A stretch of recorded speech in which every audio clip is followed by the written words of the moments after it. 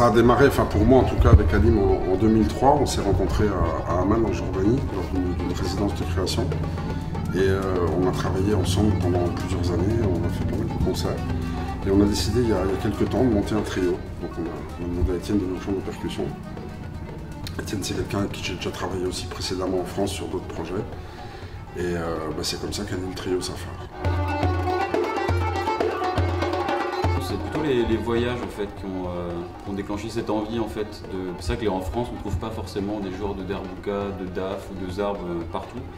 Mais c'est d'une part les voyages et les rencontres qu'on fait, notamment, enfin en tout cas pour ma part, c'est un départ en Iran qui a déclenché un premier désir de vouloir faire ces percussions-là, et puis après du côté du Maghreb aussi.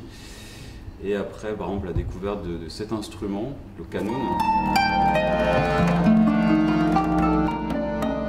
Donc le qanun qui est vraiment un instrument phare en fait dans la musique arabe et turque, qui comporte, elles sont regroupées par 4, il y a 78 cordes qui sont tendues sur une partie là qui est en peau en fait.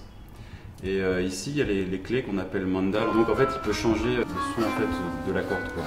Et l'intérêt de cet instrument aussi comparé aux autres instruments qu'on connaît, c'est le fait qu'il peut faire les quarts de ton, et ton, demi-ton et quart de ton, parce qu'il y a justement ce petit système de clés en fait qui permet d'avoir des notes qu'on n'a pas normalement. L'accordéon, j'étais un peu obligé, pour m'adapter justement au quart de ton du qanun, de concevoir un système d'accordéon diatonique qui intègre ces fameux quarts de ton.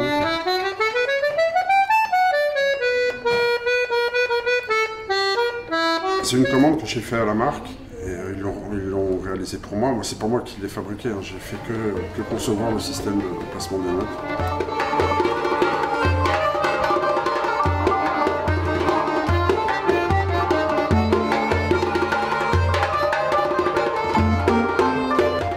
Cet instrument, l'accordéon diatonique, c'était la première fois que j'ai vu ça avec le Christian.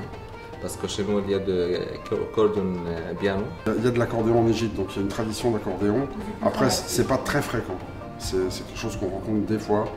Mais c'est vrai que, comme dit Alim, avec l'accordéon dit diatonique, c'est une première, ça c'est sûr.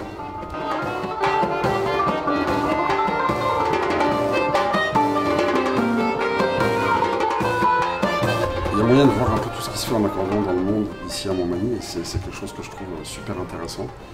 Et j'ai même travaillé avec Renal et Denis Pépin sur un projet il y a 2 ans.